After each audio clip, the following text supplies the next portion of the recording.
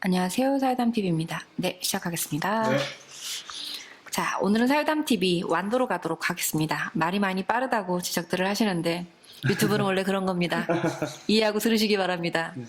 코로나 시절 많이 걷는 여행을 해야 되는데 사실 저는 차 타고 가는 걸 좋아하지 걷는 걸 많이 좋아하거나 등산을 좋아하거나 이렇지 않기 때문에 걷는 것에 대한 대화가 좀 덜해서 이번에 갈 때는 열심히 걸어보도록 하겠습니다. 전복으로 유명한 곳이 완도인데 이곳은 지리적으로 어떤 의미를 갖고 있는 곳일까요? 완도라는 이름 자체가 빙그레 웃는 섬이라는 뜻을 가지고 있어요. 그래서 우리나라 최남단에 있는 섬이고, 네. 그리고 군도라고 할 만큼 50개의 작은 섬들이 모여 있기도 하잖아요. 네. 하지만 요즘은 다리가 놓여 있어가지고 섬이라고 말하기는 좀 문제가 있죠. 저는 완도하면 가장 떠오르는 인물이 그 장보고인데요. 저는 개인적으로 최수종 씨가 출연했던 해진 드라마를 보면서 장보고에 대해서 알게 되었는데, 장보고는 신라시대 어떤 인물이었나요? 개인적으로 동네 왕은 다 최수종 씨가 하는 거에 대해서 참 불만이 많은 사람으로서 네. 드라마를 같이 하거든요. 아직도 안 한 왕이 남았나? 그래서 네. 별로 최수종 씨는 떠올리고 싶지 않고, 사실 네. 전 역사 전공했으니까 맨날 네. 답사 가면은 박물관 아니면 역사에 관련된 지역을 가잖아요. 네. 그래서 기대 없이 갔다가 어마어마하게 감동하고 온 데가 아마 여기 청해진이라고 생각하면 될 것 같아요. 특히 해상항 장보고 같은 경우에는 네. 이게 서양에서 바닷길을 잡으면서 세상의 중심을 잡잖아요. 네. 그 이전에는 서양이 동양을 앞선 케이스는 거의 없어요. 알렉산드로스를 왜 그렇게 강화하겠어요? 알렉산드로스가 그리스 사람이 아니었어요. 이민족이었다고요. 그럼에도 네. 불구하고 네. 알렉산드로스를 지나가야 세계사를 보거든요. 공부하거든요. 네. 그러니까 서양이 고대부터 이미 기원전 4세기에 동양을 눌렀다. 이거를 말하고 싶은 게 알렉산드로스의 이야기인 거예요. 네. 그런데 17세기 될 때까지는 그렇게 강력하게 자리 잡았다라고 말할 수 없거든요. 그래서 콜럼버스의 대항해가 1492년이에요. 네. 1492. 네. 그래서 이때부터 바다로 나오기 시작한 거고, 또 본격화 되려면은 한 네. 100년은 더 기다려야 돼요. 그런데 이거보다 장보고가 700년이 빠르거든요. 장보고가 그렇게 가지 않았으면 네. 세계사는 달라졌습니다. 천민으로 태어나서 네. 공복이는 기회가 없구나. 그런데 배를 타고 들어온 외국인들을 많이 보잖아요. 네. 이게 가장 남단이기 때문에 백길로는 가장 좋은 길이거든요. 그래서 중국 선원도 보고 뭐 아라비아도 보고 뭐 봤을 거라고요. 네. 그래서 저 배를 타고 나가게 되면 나도 달라지겠지. 그래서 큰 물, 많은 사람, 다양한 사람들을 본다는 게 네. 이런 데서 나타나는 거예요. 그래서 정말 천민이 네. 원래 신분사회에서 천민은 사람 취급을 못 받는 거예요. 그렇죠. 근데 그걸 넘는 거죠. 그래서 무령군 중수장의 자리까지 당나라에 가서 올라요. 그 다음에 네. 돌아와요. 네. 돌아온 이유는 명확하게 외국인이잖아요. 네. 그러니까 어려울 때 정리 대상자인 거예요. 그래서 그 전에 친 네. 거죠. 그래서 신라 사람들이 해적한테 잡혀가지고 네. 당나라에 와서 노예처럼 살더라. 흥덕왕에게 부탁하되 내가 군사를 주면 여기에 잡혀있는 신라 사람들과 함께 신라의 바닷길을 지키겠다. 그래서 어벤져스가 되어가지고 돌아와요. 어벤져스요? 네. 바닷길을 잡은 사람이 세계를 제패하는 거예요. 네. 그래서 세계를 제패를 해요. 그래서 이제 진골들이 다툼을 하거든요. 네. 이게 뭐 골품제 이런 거 들어보셨죠? 네, 그래서 들어봤습니다. 성골, 진골, 육두품, 오두품, 사두품 가는데 성골들이 가족끼리 결혼하다가 여자밖에 안 태어나서 여자가 왕이 되다가 여자도 안 태어나서 그 다음에 진골, 귀족들이 왕이 되기 시작한 거예요. 그런데 예전에 성골은 한 5명, 3명 이랬다면은 진골은 1000명이야. 그러니까 막 서로 왕하겠다고 너만 진골이냐? 이렇게 되는 거예요.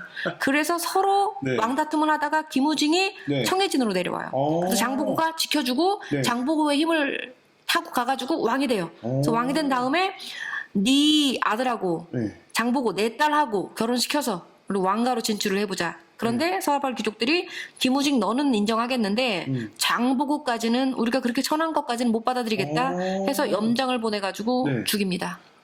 그게 828년이에요. 네, 말씀하세요. 장보고가 만든 청해진은 지리적으로 굉장히 중요한 역할을 한 곳이라고 들었는데 네. 이곳은 어떤 역할을 했을까요? 장보고의 해상 기지죠. 이게 끝까지 모르다가 네. 나중에 1969년일 거예요. 네. 그때 그 태풍 루사라고 오거든요. 네. 우리나라에 3대 피해를 줬던 태풍 중에 하나예요. 네. 매미, 루사 이렇게 되는데 네. 루사가 막 바람이 얼마나 거셌냐면 이 갯벌을 다 파버린 거예요. 갯벌을 다 팠는데 거기에 네. 나무가 쫙 일렬로 박혀 있어. 이게 목책이에요. 네. 이 목책은 성곽이 아니라 네. 배의 저반을 막는 거예요. 그래서 이 섬이 네. 물이 빠지면은 걸어 들어갈 수 있고 물이 들어오면은 못 가는 이제 철옹성인 거예요. 그래서 물이 빠졌을 때 또는 물이 있을 때 다른 배가 저반 못하게 목책을 전체를 둘러버린 건데 네. 이게 진흙이 박혀있기 때문에 네. 상하지 않았는데 태풍 루사가 그거를 파버린 거지. 그래서 청해진을 알게 된 거예요. 그전에 몰랐어요. 완전 난공불락이에요. 그래서 여기 올라가 보면 지금 네. 복원한 거는 문지 2개 하고 우물지 하나? 이거 말고는 복원해 놓은 게 없어요. 그리고 이거 토성이기 때문에 네. 판죽 기법이라고 해가지고 네. 이렇게 한 단씩 쌓아서 올라가는 거예요. 네. 무지개떡 쌓듯이. 네. 그래서 막 점질 사질 올라가는데 네. 이런 게 쉽게 무너질 것 같지만 지금도 안 무너졌으니까. 그래서 그 일문을 통과해가지고 네. 그 점질의 토성을 따라서 쭉 올라가게 되면은 성안 네. 바퀴를 돌 수 있는데 네. 기가 막히게 아름답다는 거. 장보고가 바다에 살던 사람인데 왜 거기를 그 메인 기지로 삼았겠어요. 전체가 다 보이는 거예요. 그래서 어려울 때는 네. 기지지만 지금 시절에는 뷰가 기가 막힌 거죠.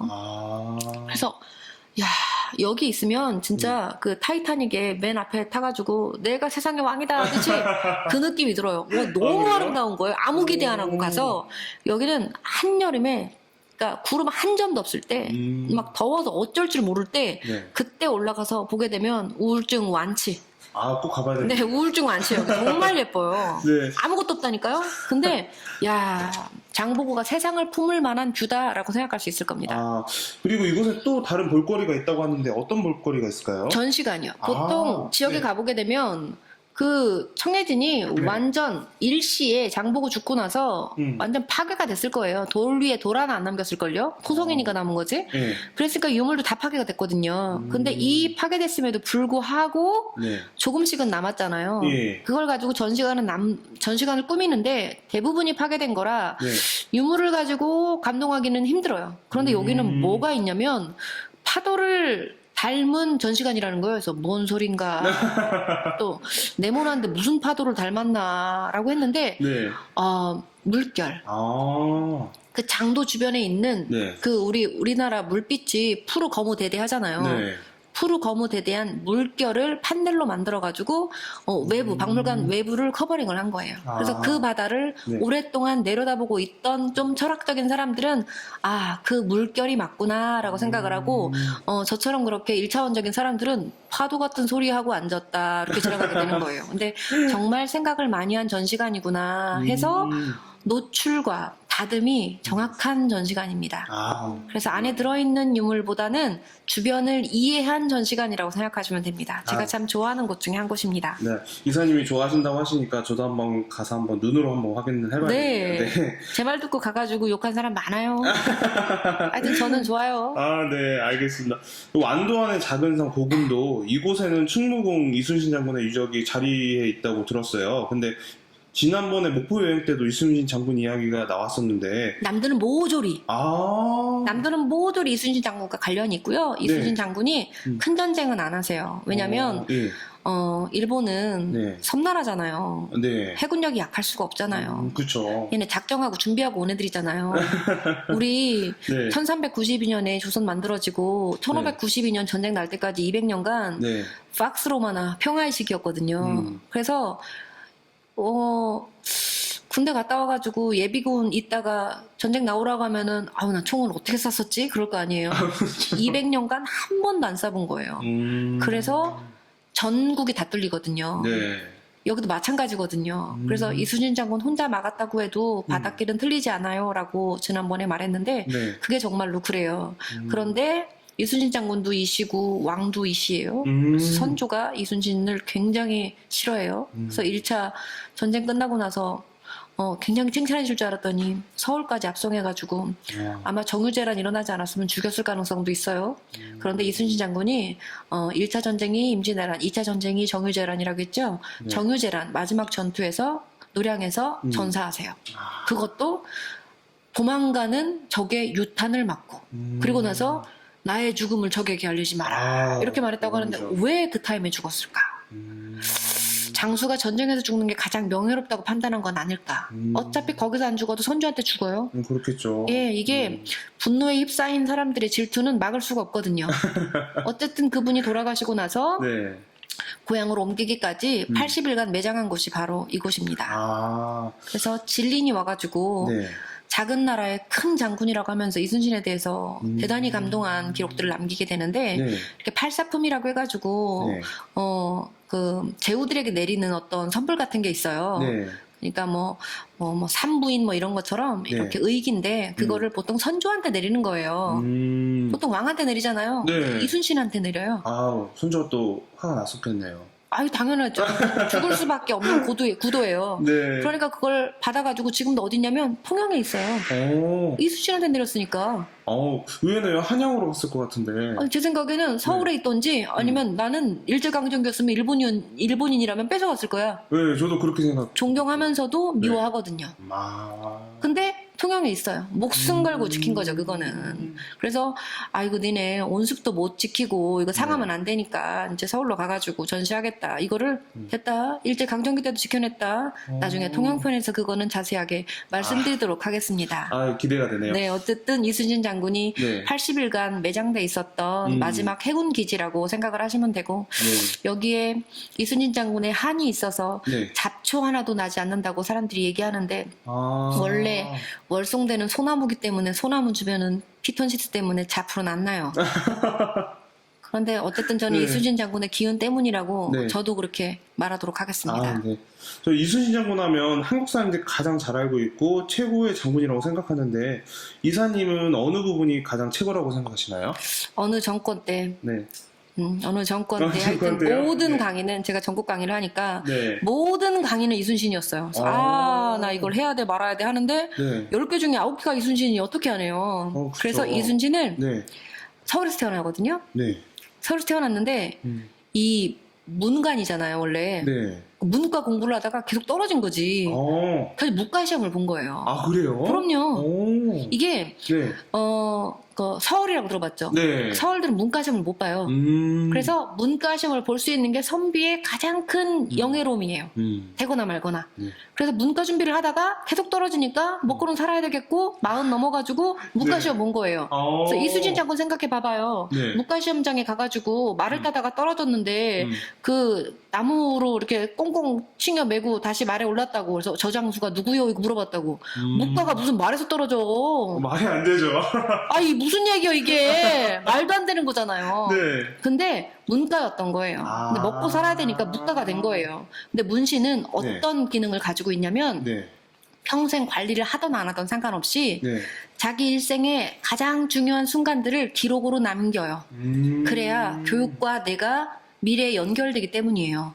그래서 이순신 장군은 자기는 지금 무신이지만 네. 자기는 문신이라는 걸 잊지 않아요. 그래서 기록으로 남겨요. 그게 뭐겠어요? 난중일기. 그렇죠. 그 와중에 무슨 일기를 써요. 그러게요. 나는 원고 밀려 있잖아요. 네. 임기고 나발이고 아무것도 못 쓰거든요. 근데 그 피 터지는 전쟁 중에 난중일기를 남긴 거예요. 근데 그 일기를 꼭 한번 읽어봤으면 좋겠는데 우리나라 사람들이 제목하고 작가는 다 알아요. 근데 읽어본 건 하나도 없어요. 우리나라 교과서 그렇게 돼 있어서 그래요. 그러니까 필독서, 뭐 네. 서울대 추천 50선 이런 거 읽지 말고 교과서에서 사람과 책 제목이 나온 거를만 읽어봐도 인생 성공이에요. 그 중에 한 부분을 인용을 해보면 네. 이순신 장군 이야기는 할 말이 너무 많아가지고 네. 오늘 하면 내일까지 해야 돼서 다음번에 또 나눠 가겠는데 네. 오늘은 아들이 죽은 날 집이 아산이잖아요. 예. 그러니까 처가예요. 서울에 살다가 도저히 안 되겠으니까 처가로 많이 내려와요, 보통들. 그래서 아산에 있다가 이제 진도로 내려오고 나중에 이제 통영으로 가는 거잖아요. 네. 여수에도 있었거든요. 그런데 어머니도 돌아가시고 아들도 돌아가는데 아들이 돌아가신 이유는 이순신 장군을 죽여야만 바닷길을 열 수 있고 전라도를 열어서 곡창지대를 먹을거리를 구할 수 있다였어요. 근데 도저히 이순신 장군은 찾을 수도 없고 열 수도 없고 이순신 장군 주변에 있는 무사들은 무슨 본인이 이순신인 것처럼 싸우는 거예요. 그래서 고향을 쳐서 가족들을 쳐라 이렇게 된 거죠. 아. 그래서 아산을 치러 간 거고 네. 아들 면이 나와서 네. 정면에서 막다가 아들이 죽은 거예요. 아. 그래서 그 편지가 네. 이제 전달이 된 거예요. 그래서 봉함을 뜯기도 전에 살이 떨리고 뼈까지 떨렸다. 마음이 조급하고 머리도 어지러웠다. 대충 겉봉을 여니 차남 열이 글씨가 나타났다. 통곡. 내용을 읽어보지 않아도 면이 죽었다는 소식임이 틀림이 없었다. 간담이 떨어지는 듯하여 목을 놓아 통곡하였다. 하늘은 어찌 이다지도 인자하지 못하단 말인가. 내가 죽고 네가 사는 것이 마땅한데 네가 죽고 내가 살아있으니 세상에 이런 잘못된 이치가 어디에 있단 말이냐. 천지가 캄캄하고 해까지도 검게 변했구나. 슬프다. 아, 내 아들아. 나를 버리고 너는 어디로 갔느냐. 내가 영특하여 하늘이 일찍 데려간 것이냐. 아, 내가 지은 죄가 많아. 그 화가 너에게 미친 것이냐. 내가 비록 살아있으나 누구를 의지하고 지낸단 말이냐. 너를 따라 나도 죽어 저 세상에서 같이 지내고 함께 울고 싶지만 내 어미, 내 형, 내 누이가 남아있으니 아직은 참고 연명할 도리뿐이구나. 내 마음은 이미 죽었다. 몸만 남아 울부짖고 있을 따름이다. 하룻밤을 지내는 것이 한 해를 보내는 것보다 이렇게 힘들구나. 이렇게 1차 임진왜란을 마치고 서울로 압송될 때도 안 울어요. 심지어 네. 옥바라지라고 해서 옛날에는 감옥에서 밥을 안 줘요. 요즘은 감옥에서 밥을 주는데 네. 옛날에는 안 줘요. 그래서 그냥 경범죄로 끌려 들어갔는데 네. 밖에서 밥을 안 주면 죽는 거예요. 그냥 이렇게 노상방뇨하다가 끌려갔는데 아무도 밥을 안 줘. 그럼 네가 얻은 인덕이 이 정도니까 죽어도 억울해하지 말아라 이거예요. 아. 근데 대역죄인이잖아요. 선조가 네. 끌고 갔잖아요. 네. 누가 옥바라지를 하겠어요. 죽을까봐. 그래서 여수에 있던 어머니가 배를 타고 아들 옥바라지를 하러 서울로 가다가 배에서 죽어요. 아유. 그래서 어머니가 돌아가셨음에도 불구하고 네.